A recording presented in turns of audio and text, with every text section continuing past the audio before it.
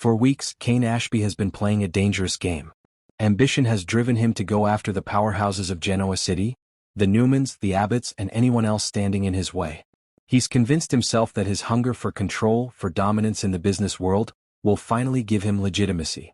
In his own mind, reclaiming that power was the first step toward proving himself, not just to the city but to Lily Winters and their children. Every move, every scheme, every calculated risk, he told himself, was part of his plan to rebuild what he lost. But in chasing that power, Cain failed to see the cracks forming beneath his feet. Michael Baldwin had been one of those cracks. At first, Michael offered his expertise and protection. Cain leaned on Michael's brilliance as a lawyer, believing he had a safeguard against the heavyweights who wanted him crushed. But Michael is no fool. He has watched Cain's desperation spiral into recklessness. He has seen Cain manipulate, deceive, and push boundaries, putting not just himself but others in jeopardy. And Michael has always had his own code. He bends rules when necessary, but he doesn't destroy lives to protect someone who refuses to save themselves. The turning point comes when Michael decides he can't back Cain anymore. Maybe Victor pressures him, maybe Jack provides new evidence, or maybe Michael simply reaches his limit. But when he flips completely. With his intimate knowledge of Cain's moves, Michael knows exactly where to strike. He exposes Cain's weak spots, pulling out the threads that hold Cain's empire together. Legal filings Cain counted on suddenly vanish. Deals fall apart under the weight of technicalities. Judges who might have leaned in Cain's favor now hear Michael's arguments against him instead. Cain watches as everything he thought was airtight begins to unravel, and the betrayal makes the sting that much sharper. For Cain, the realization hits like a freight train. Michael wasn't just a lawyer, he was the cornerstone of his defense, the one ally who gave him credibility.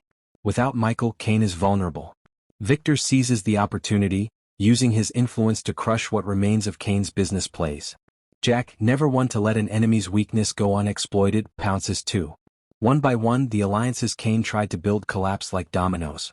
The walls close in, and the man who thought he could take on Genoa City's titans is suddenly fighting for scraps. But it's not just the business losses that destroy him. It's the personal fallout. Cain had tied his entire pursuit of power to Lily and the kids. He convinced himself that if he rose high enough, if he proved himself strong enough, he could win them back. Now, with everything gone, he has nothing to offer them.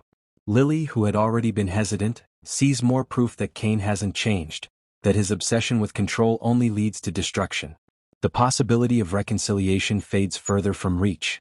The dream that kept Cain moving forward slips through his fingers. The emotional impact is devastating. For Cain, it's not just about losing money, influence, or a position at the top. It's about being exposed as powerless, about being left completely alone. Genoa City is ruthless when someone falls from grace. Allies vanish, friends go silent, and enemies close in. Cain, who once strutted with confidence, now stands stripped of everything. The bitterness, the humiliation, and the heartbreak leave him in ruins. And Michael? For him, the betrayal is not personal, it's survival. He couldn't tether himself to a sinking ship. He made a choice to protect himself and perhaps even to align with those who could do more good than Cain ever could. Still, the look on Cain's face when he realizes Michael has flipped will haunt the scene. It's a reminder of how fragile power is in Genoa City, how quickly one turn of loyalty can dismantle an empire.